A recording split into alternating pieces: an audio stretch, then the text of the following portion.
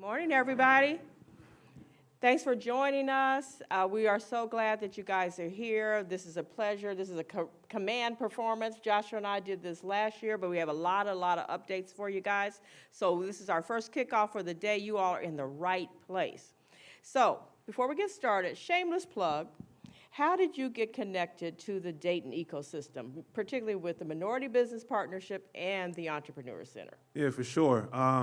So I think late 2019, I met a gentleman by the name of Darren Reedus at the Cincinnati Chamber of Commerce, and he kept mentioning, Gail Johnson, Gloria Ware, Belinda Stinson, and had a chance to, I think he did an email introduction, and you invited me to pitch at boot camp. Yep. And Early Risers, that's what it was. That's right, it was Early Risers. Early Risers, right. yeah. That's yeah. right. And so the thing about Early Risers is that I wanted to participate, but my first baby girl, Logan, was supposed to be born on the day of Early Risers.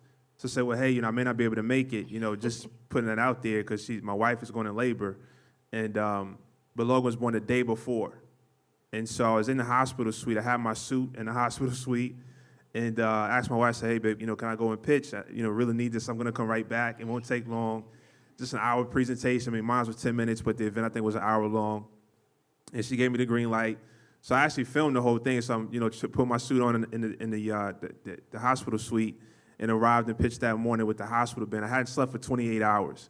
So actually, in the video on YouTube, I mentioned the story that my baby was just born, just a few hours ago. So, you should be feeling privileged that I'm in your presence right now. And it did really well. And I think from there, that the rest is history. Rest is history. Yeah. So from that moment, for me, it was history as well, because I knew the kind of dedicated founder Joshua would be. So that type of sacrifice, that type of intentionality has paid off to where we are today. So let's start talking about the journey. So give us a couple words, 2 to 5 words that explains your company for those in the audience. Yeah, for sure. So we are a social media automation platform where we work with enterprise companies that gives them a simple way to share corporate approved content through the social networks of their employees. Pretty much helps amplify that message outside of advertising. Okay. And if you would say just 2 words, what would you say for Inphlu? So we get it really, really down. Is it the easy button for social media? Oh, you said 2 words. Yeah, I would say social amplification. All right, Yeah. so everybody hold that thought, social amplification, great. Okay, so what do you love about your team, and how did you assemble them during the early stage of your company? Because I think this is pretty unique how you went about it. Oh, for sure. So meeting with my team, I'm a huge advocate on internships. I'm an electrical engineer by trade, so in undergrad I did 2 co-ops, which are a semester in a school year, a semester in the summer typically, and so I had a partnership with Northern Kentucky University, and I said I want to hire 8 interns to get the company going, which we weren't fully automated at the time, so there's a lot for them to do. And I met a gentleman by the name of Zach Strobel, and he and I hit it off right away. And I said, when I come interview on campus, I'm going to give you the job on the spot if I like you, right? So if the interview go well, don't have to go back and forth. I'm going to hire on the spot. And I'm actually, one of the 2 that I hired is Morgan Tipton. She's here right now. Raise your hand, Morgan. Morgan. So she was a senior at the time. She's now a director of marketing full-time. Kevin Nelner couldn't make it to have a doctor's appointment. But he was also the second senior that I hired during that time as well. And, during the pandemic, my team came to me. But before I did that, I met Judy Kincaid. And Judy Kincaid, raise your hand. So let me tell you a story about Miss Judy, right? So you can kind of see we're a little bit fashionable, right? So we meet at Panera Bread, and I never met her before. And she walks in, she had the all black on with the gold medal and the Burberry bag and the dark black shades on. I said, I'm working with her. I liked her already. And we've been side by side ever since. And so her and I kind of put that plan together, went to NKU, met the interns, hired them on the spot, and we hit the ground running January 2020. And March hit. The world kind of shut down. Now, our sales didn't dip. We just sort of plateaued again. We weren't fully automated at the time. And so we kind of bootstrapped the whole first year of my own capital. And in June timeframe, I met with the team. I said, look, guys, I actually talked to Miss Judy when I was in the parking, the garage at home. I said, look, I don't think Inphlu was going to make it another month. I run out of cash. And so I strongly advise everyone to start looking for other opportunities. And I think that same night, Kevin called me and said, Josh, I want you to the wheels fall off. You know, I'm going to ride this thing out. I talked to Morgan, pretty much the same concept, but the situation a little bit differently. Morgan had another opportunity at Fifth Third Bank.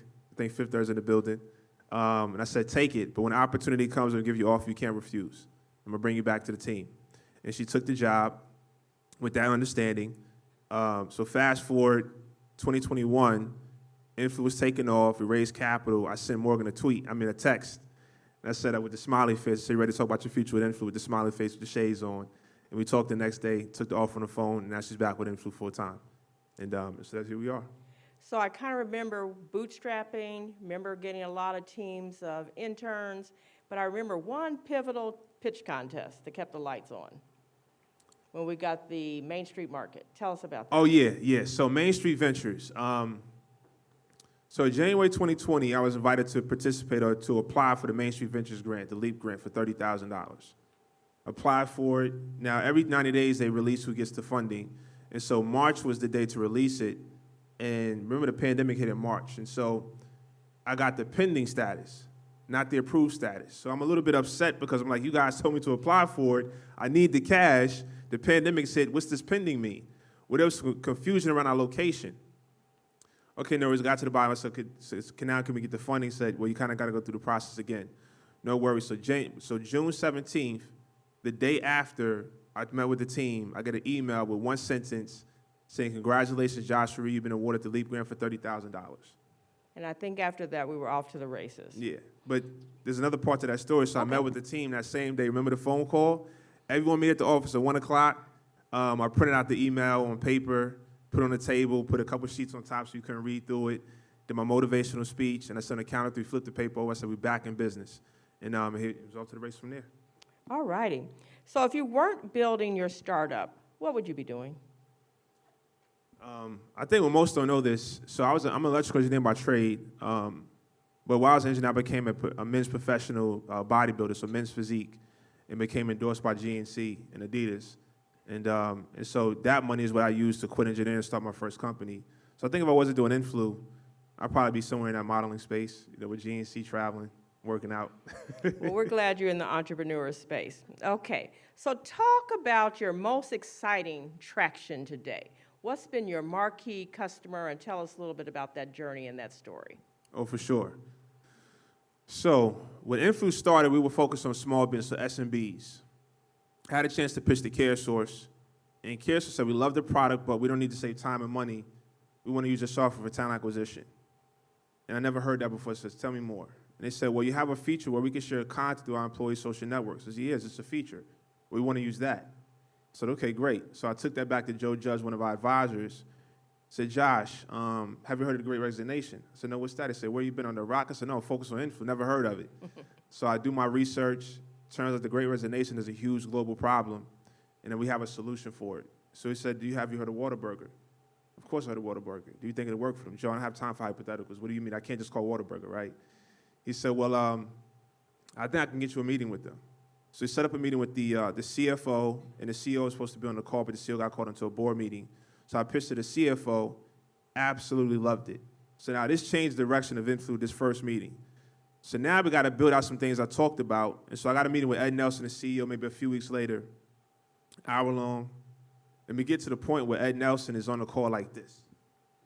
Arms behind his head, legs stretched out, the Whataburger showed on. So now the CEO of a billion-dollar company is spending 90 minutes with me talking about Inphlu that's only been existing for a year and a half.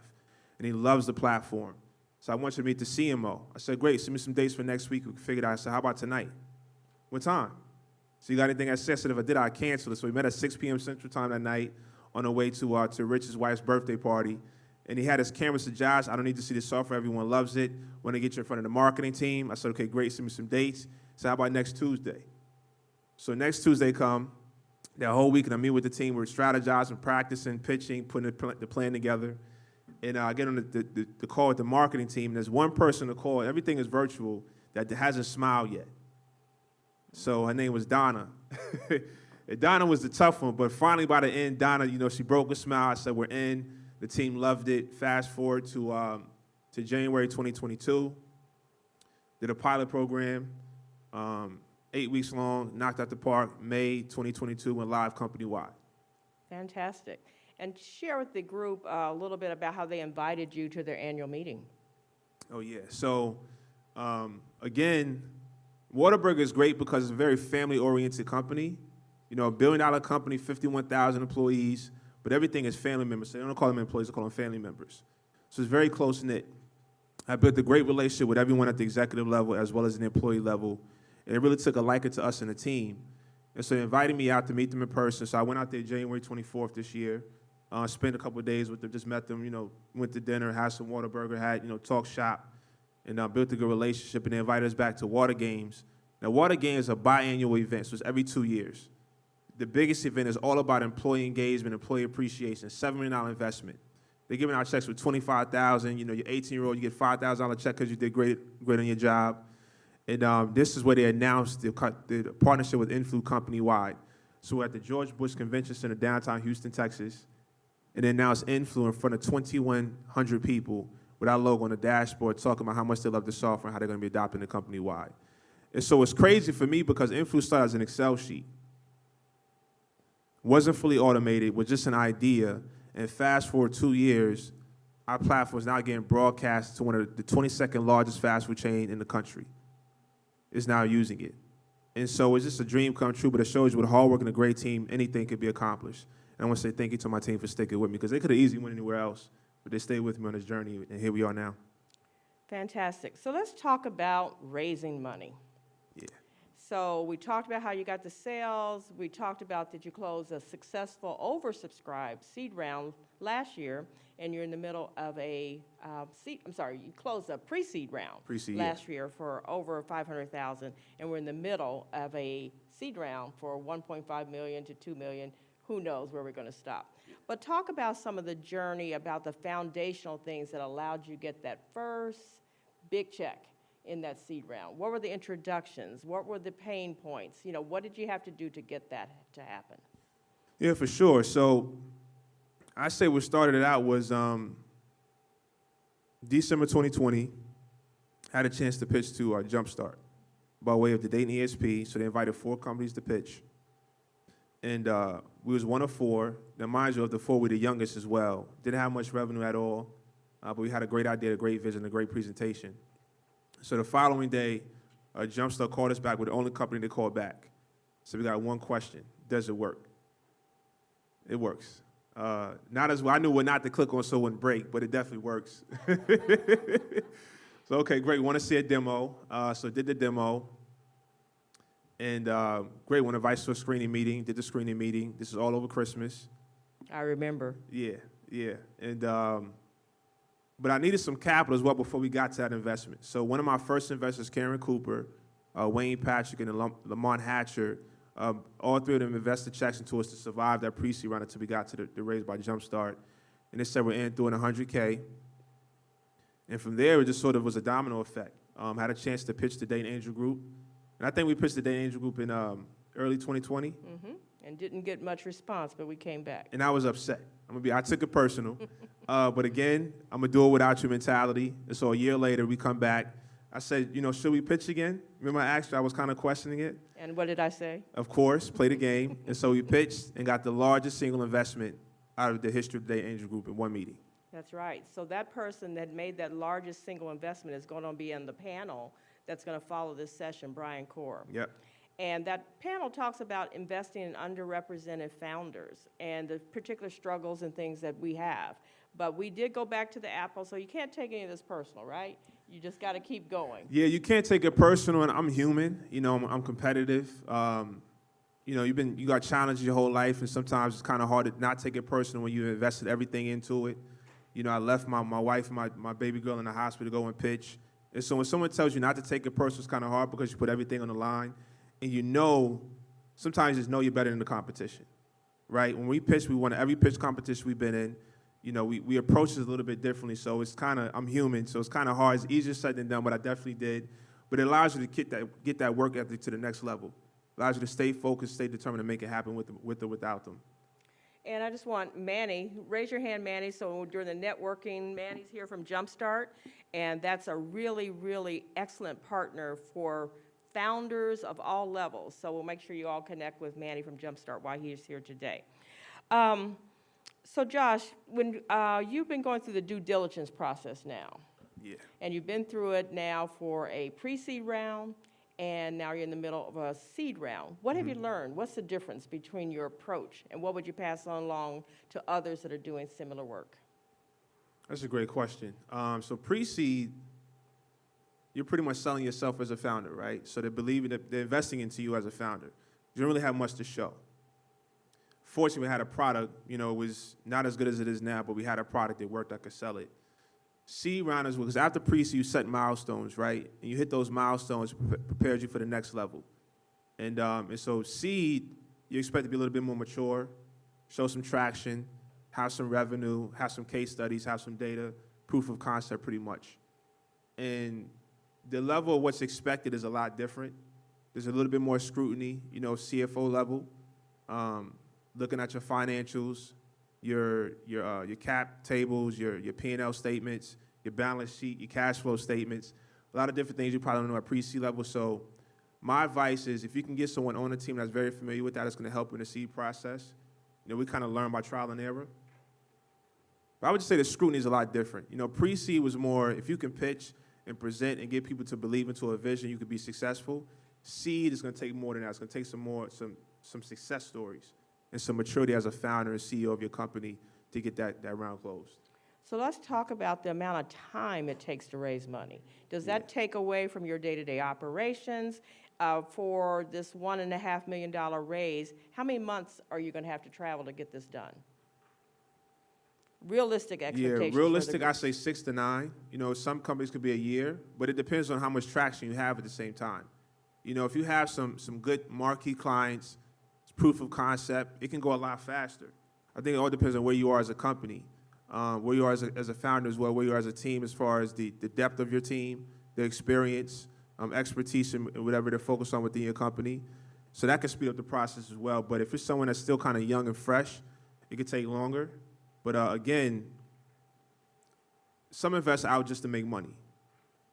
And so if you're not a quick flip, then they may not be the right fit, but you got some investors who want to invest into you, help you learn, help you get it right, and make money at the same time. I would say Jumpstart is a VC that fits that bucket. They're going to work with you. But some VCs that just want to make a quick flip, that may take it to a much longer process, and it may not be a good match. There's nothing wrong with that. It's just the name of the game.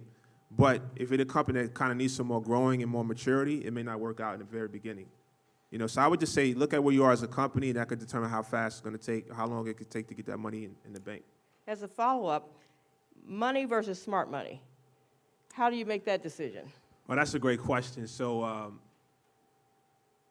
pre-seed, and I want to be honest with you guys, pre-seed for us wasn't as challenging to raise the capital, to be honest with you. But at the same time, if you're a founder, you're hungry, and someone finds you where you're not desperate, but, man, you really want that capital to get going, then you may not get the right investors because you'll take money for anybody who writes you a check, right? But then when you get to the next level, you realize how this thing really works. How do companies scale? It's relationships, right? It's not just how does a product that's only 2 months old get Google as a client, get Apple, get IBM. It's because relationships. It's a great product, but they got the right people making the phone calls. And so if you can get those strategic investors that have money but great relationships, you could be extremely successful very fast. And I think that's the difference between smart money and just money, is that I have, we got some checks from founders, investors that I haven't talked to yet. We send follow-ups, haven't heard a response. It is what it is, but to make the thing work, you need the capital, but you also need those relationships. And that's the biggest differentiator of just capital and smart cash. Very good. So if you were presented today where someone was going to write you a check for $250,000, what type of questions would you ask them? Well, right now, my biggest thing is strategic investors. So what do you bring to the table? Because we don't need just cash. We have cash in the bank. So we need relationships. And that's the difference, too, is learning what you need to get to that next level. So what we need, I stretch money very well. I manage money cash really well, right? So I bootstrapped the whole year, turned $30,000 to $500,000, and then $500,000 returned to $2 million, okay? So that's not the problem. The biggest thing we need are relationships. So my question is, what do you bring to the table outside of just checks? because we need introductions. We need customers. We need case studies, not just cash. We have the cash. Can you call another Fortune 500 company, Fortune 100, and get us in the door and get us an opportunity? Because if I get in the door, I get the deal. That's a fact. But we need those relationships. So that would be my question. Okay. Yep. Fantastic. So what kind of obstacles do you work with daily? What are the obstacles you work with daily? You're a founder, you're a father, you have a team, you just, looking at another part of the country that you're looking at for a satellite office. What obstacles do you face daily? It's a good question. So we're a software company. Every day you got bugs that you got to fix. Okay. So you got to manage your dev team, also 100% remote. So just keeping the team motivated. Fortunately, I have a very self-driven team. Everyone takes accountability, so that kind of makes it a lot easier for me. I have a wife that's also a physician. She's also, getting ready. She's 9 months, well, almost 9 months pregnant. So I got my second baby boy on the way, coming October, beginning of October. And so just, being a loving father, I got my baby girl, 2 years old, so I have that as well. But I have a great team. Okay. I have a great team that takes charge. They step up more than they need to and allow me to do the things I need to do as a founder and CEO. So I can focus on biz dev, focus on raising capital, and they can pretty much run the company in their positions. So those are my challenges, keeping the team motivated, keeping us focused, raising capital, and keeping our customers happy and keeping our software afloat. So let's talk about valuations. Yeah. Midwest versus East Coast versus Silicon Valley. What's been the experience and feedback you've received about establishing the valuation for Inphlu? Oh, another great question. So coming into the seed round, now we do have an investor out of Silicon Valley. He exited the company for $300 million, a CRM company back in early 2000s. And he said, Josh, today you'll be a $20 million company in Silicon Valley. But given your location, we got to cut that in half. How do you react to that? It's the same company, same principles, same software. Can I be honest? Very. I'm just as good, if not better. So why should my valuation suffer? As a founder and leader of a company, I know my skills, I know my talent, I know my team. So why should my valuation suffer? But the next level is the investors you're talking to are Midwest investors. And so they have certain valuations that they're looking at as well. And they have the appetite. And so if their roster makes up Midwest valuations, and that's who you're asking for money from, then you gotta play their game as well. So I didn't know that. I thought we can kind of go by what we've done, what we've accomplished, where we are in the market, and we should be paid where we're owed, but that's not how it works. And that's the difference between bootstrapping, and keeping your company from cash flow and getting investors. You got to play their game as well. And so it's a hand-to-hand conversation and relationships, a give and take. We understand you got a great product, but here's what we invest into, here's what we like to see at this valuation. If you want to work with us, here's what it's going to take. Hopefully you guys can find a middle ground and make it work. We found great middle ground with Jumpstart, the President's Council as well out of Cleveland, Brian Core, and the rest of our investors. So investors look at talent, team, and technology. Which one is your secret sauce? Got to choose one. That's easy, the team. All right. Yeah, team. I mean, think about it. I still got the same people with me that was with me from the beginning. They're still with the company. Sometimes you see a company take off and they lose the founders or they lose the marquee employees or the first employees. I still got the same team with me. So we took from senior interns to now executives running a startup that's scaling. And so that says a lot. And we built it through a pandemic and now a potential recession. And we're still going and we're still hitting milestones. So that's very easy. The team is the secret sauce. Okay, so before we take questions from the audience, what would you like to just share? Open mic, anything that's on your thoughts.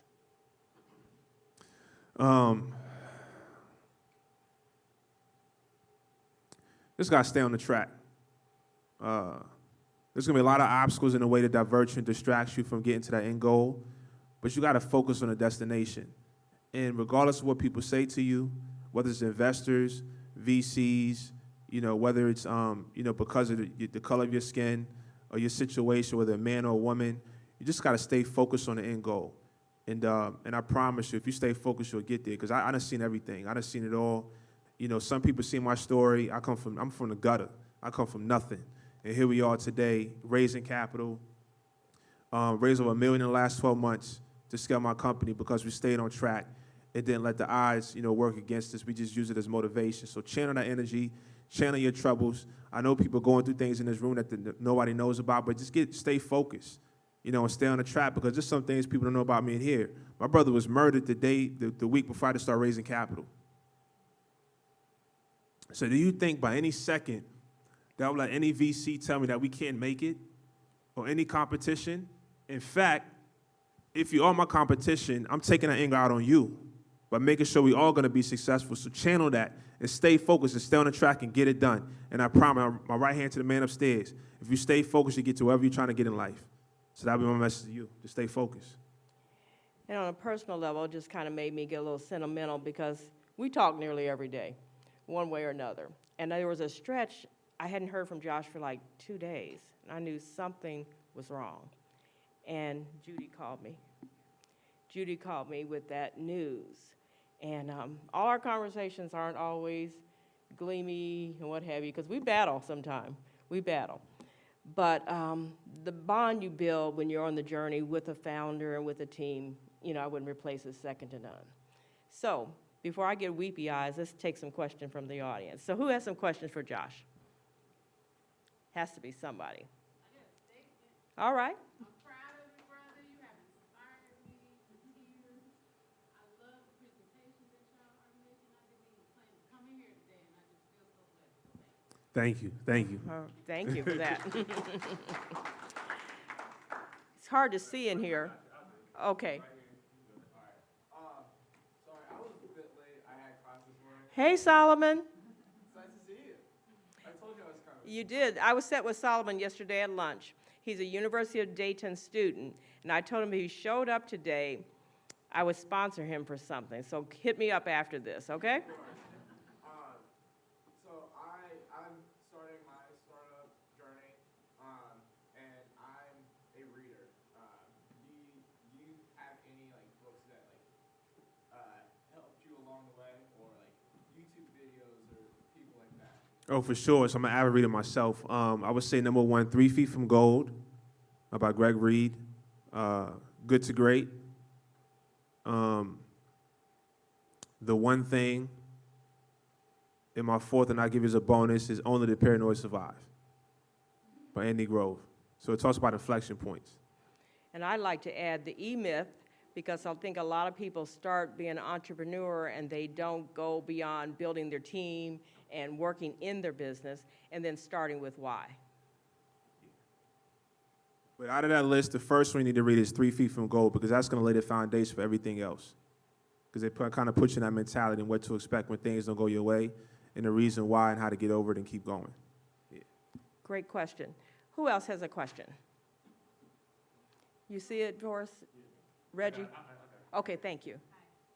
When you first started, was automation the goal, or did you start service-based, and then how did you partner with tech people, or did you know how to turn that into something that could be more scalable?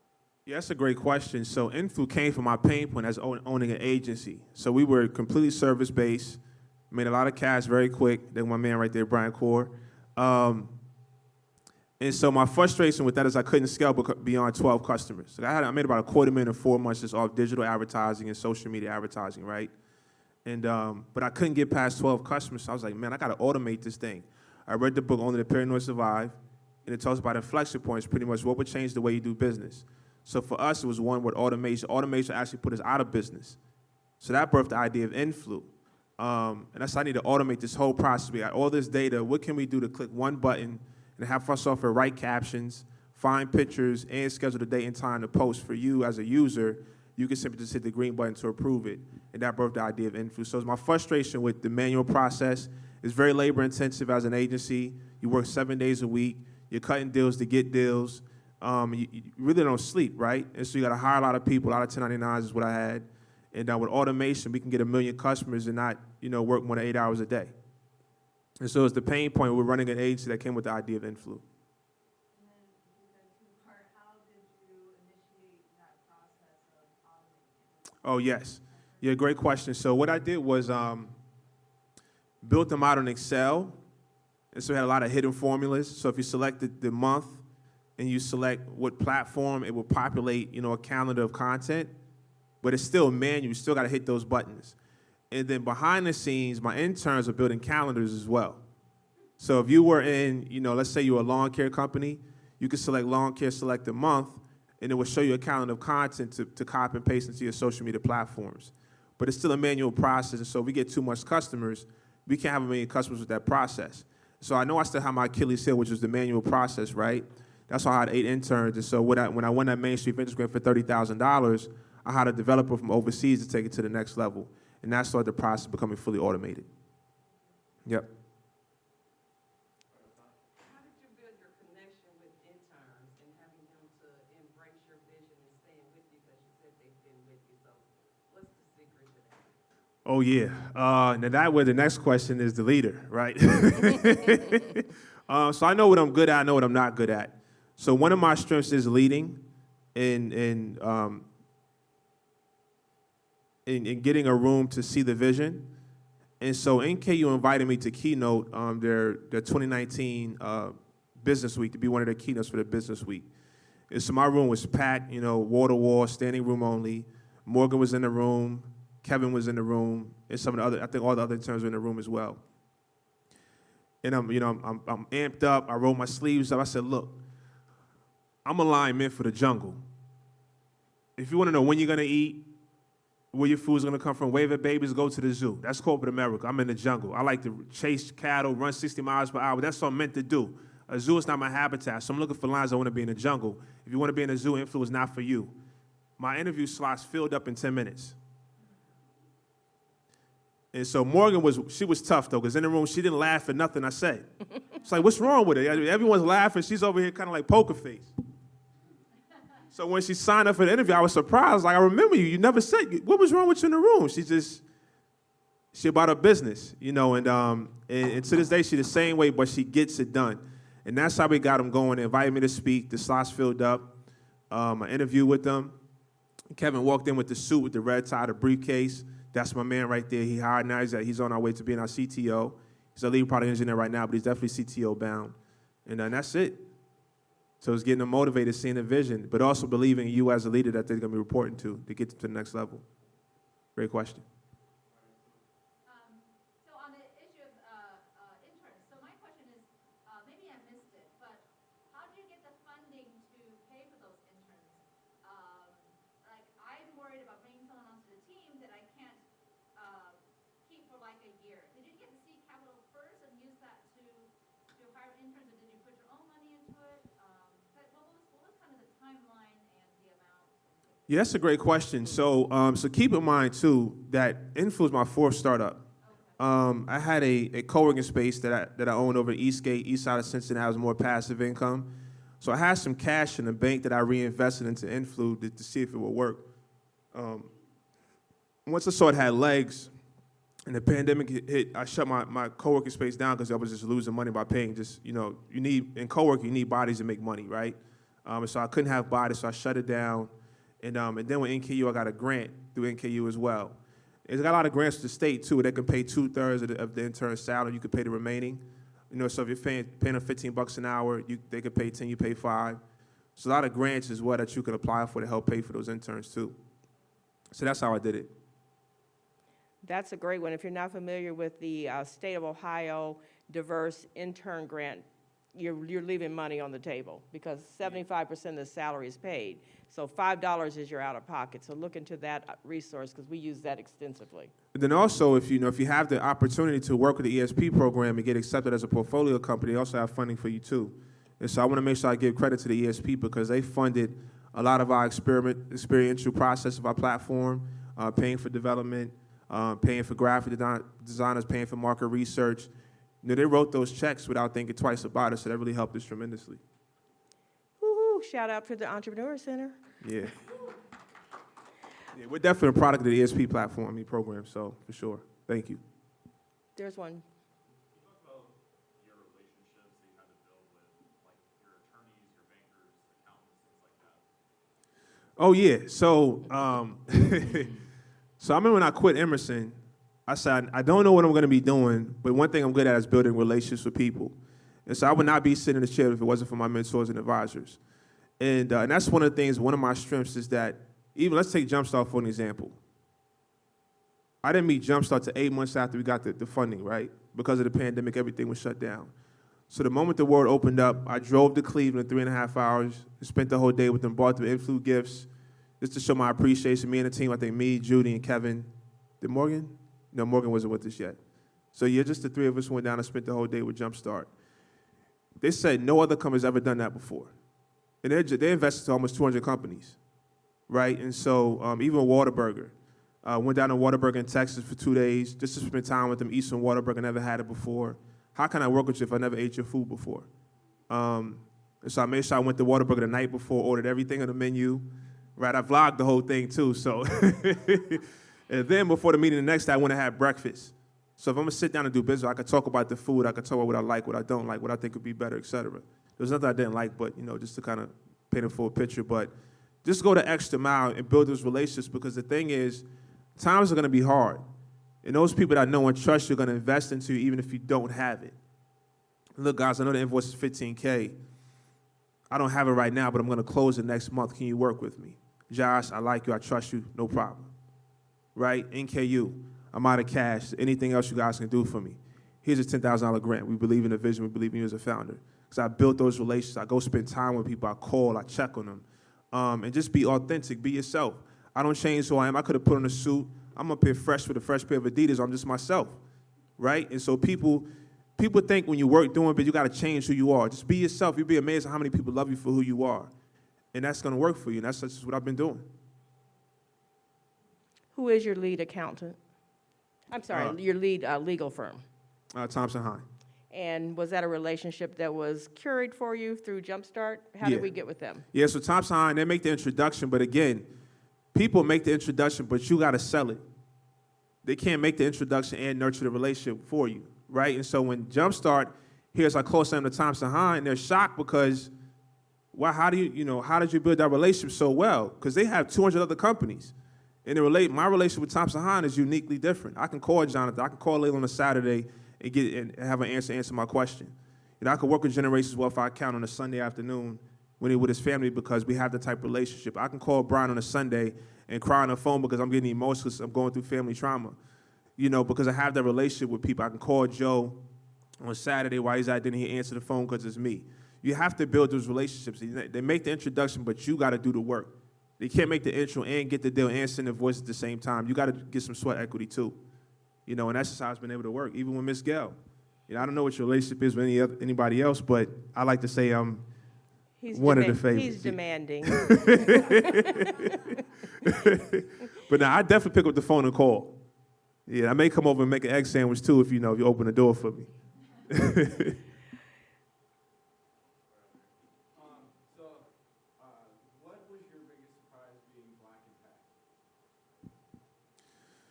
That's a great question.